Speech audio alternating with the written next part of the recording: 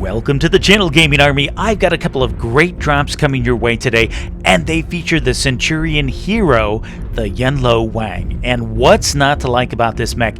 It is a mean-looking mech to see on the battlefield. It's got that big AC-20 in the right arm, and it's got an awesome paint scheme to boot. So, sit back, relax while this drop unfolds in front of you. The first one is a domination match on Rubelite Oasis. And what can we say about the Centurion Yen-Lo other than the fact that while it appears very simplistic in nature, this is a very capable mech. It carries a lot of ruggedness with that minimalistic approach to firepower, but it can do it over and over again, and it's got good survivability on the battlefield. So think of this on the same footing with something like the Hunchback, another tanky, capable, medium mech to choose from. So here we are, heading into the circle, going to hold down that domination point for the team. A few of us have already skirted in, and I'm going to hold up here on the back side of this ridgeline. I want to give the rest of my teammates time to make their way towards the center. I don't want to push too far, too fast, and overextend or overexpose myself.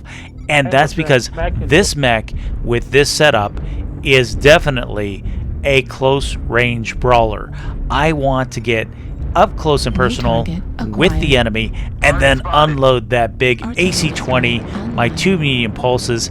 And again, this is also going to play a lot like the Hunchback. I want to turn into the enemy, unload my weapons, and then twist away so that any return fire goes onto that left side where it's got that big armor plate for protection. I've also set this mech up to be a bit dead on the left side just because I want to use that as the shield side. So let's see how this is going to play out. I'm starting to push along the top because I see we've got an enemy who's moved into Delta 6. I've got some teammates who could use some support, and that's where I am heading.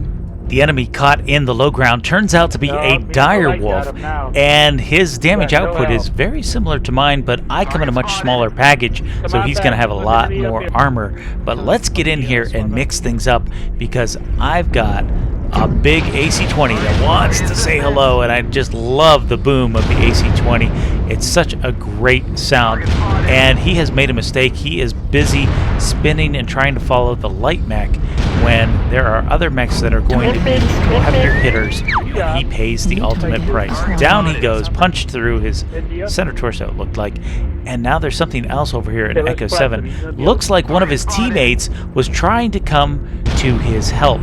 So let's shift around and see if we can engage this grasshopper.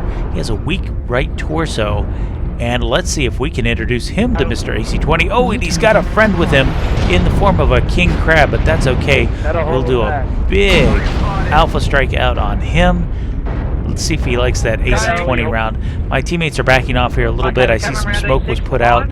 And is he sticking around or is he pulling back? It looks like, well, another teammate. There's that grasshopper from before.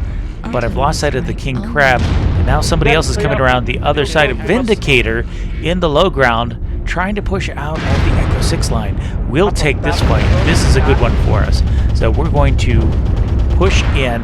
Oh, and he's got a friend with him as well. It looks suspiciously like a Hunchback. We're going to swing a little bit wide, see if we can kind of pie this corner, get some shots on both the Vindicator and the Hunchback and the Grasshopper.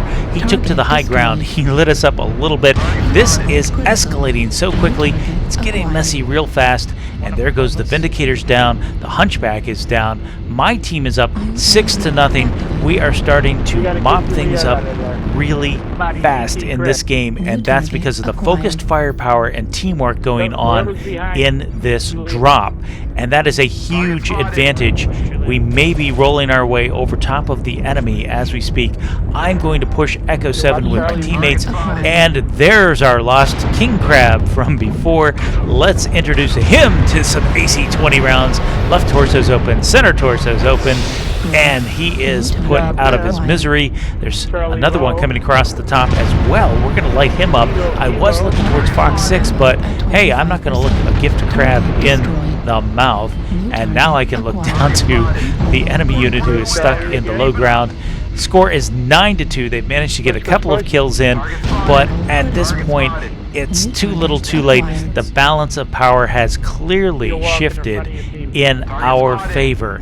And now we've got another unit pushing in. It looks like they want to make their stand at Fox 7, or at least two of them do. And that's the last two on the board. Marauder is open, all torsos. We can get some damage on him. And an Arctic Wolf is jumping across here. He's got the flamer. I'm not too worried about that. I'm fairly cool because my big firepower is the AC-20, and it runs fairly cool. Although shooting it over and over as quickly as I am is generating quite a bit of heat. And there we go. The time runs out on the cap point. We didn't get the final kill, but switching over to our end screen on this one, we wound up with a goose egg in the kill department, but 7 assists, 5 components destroyed, 649 damage done. Moving on to our next drop. This is an assault mode on Frozen City, and out of the gate, I've got to admit I'm not crazy about my team's decision to go to the right.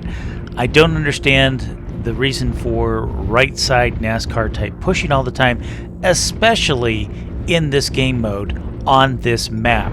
Our base is at Echo 3, and you know at some point the enemy is going to want to push Charlie 3 or come through the tunnel, because that is the shortest distance between the two bases. And you know something is going to come through there, whether they come through in force or it's a small expeditionary force trying to get to the base and capture it. In the meantime, my team looks like they're hell-bent on circling around through Charlie 5 and up through Bravo 4, which is a very long, circuitous route to take on this map, but we've got to go where they go, stick with the team cohesion in this particular situation, just because, again, I am a close-range brawler, so I've got to wait for things to kick off before I'm going to be of much use. And sure enough, we find something already in Charlie 3. Now, we did manage to kill their scout, so we're up 1 kill to nothing, and a scout in Charlie 3 tells me there is more to come. They're kind of like cockroaches, guys. If you see one, you know there's going to be more. So just be aware of that. I swing around the left-hand side because oh, geez, I hate it when I'm right. Sure enough, it looks like a couple of them have come through the backside through that tunnel. And we've got the Huntsman up on the high ground to the right of Delta 3. And we've got a couple of their teammates that have squirted further to Echo 3 and are busy capturing our base. My team at this point is heavy into Bravo 4. Now, some of you are saying, why not go back towards the base? It's because the rest of my team is in the wrong area, not heading in that direction, and if I go there solo, that's where I will die solo. So I'm going to the right side, reinforce my teammates. Hopefully we can sweep this right side faster with concentrated firepower, and that'll allow my team to wrap back around towards the base. And here we have a couple of units, including this Shadowhawk. Can't let that stand. We're going to light him up. Meanwhile, I am taking fire from the ridgeline, but getting this kill is more important, especially since his center torso was so easy to punch through. It was already open, and we managed to take him out. And now we can deal with the pesky Marauder who was up here shooting us, and we're going to get some payback. And I am in a perfect position for this payback. He's paying attention to the light mech, ignoring me, and I have got a right side peek around that building. I'm just lobbing AC-20 shell after AC-20 shell into his mech, peeling off parts of his mech as we do so, and he is one-touch center torso. Just need to, there we go, touch the nose, and down he goes. Meanwhile, there's a Grand Dragon coming back around, and that's where I do the technical shutdown. And you know what that means. If you like the video thus far, give it a big thumbs up. If you don't like it, give it 2 thumbs down, just to be sure. And if you want to join the Sleepless Nights Gaming Army, hit that subscribe button, turn on the notification bell so that you don't miss out on future content. And guys, we want to keep growing this channel, get this information out to all future MechWarrior pilots. Now, going back into the action, we've cooled off a little bit. We're pushing forward with our Annihilator, and that's where we find a couple more victims waiting for us over the ridgeline, including a trebuchet who is open center torso. That's nice and juicy. And he's got some friends, I just don't know how many, around this right side. Again, I want to do a right peek, check the base, can't see anything over there, but looks like my teammates are going to have those handled there by Delta 4. I'm going to push on to the base at this point because it is getting dangerously close to a capture victory. I want to do some damage because every time I can damage one of those units, it will slow their cap down by 5 seconds. It stops the cap. I put an arty strike on. That was beautiful. And there we go. Oh, it's the Huntsman from earlier. He's open right torso, which is good. I've got to be careful. My center torso is looking a little slim.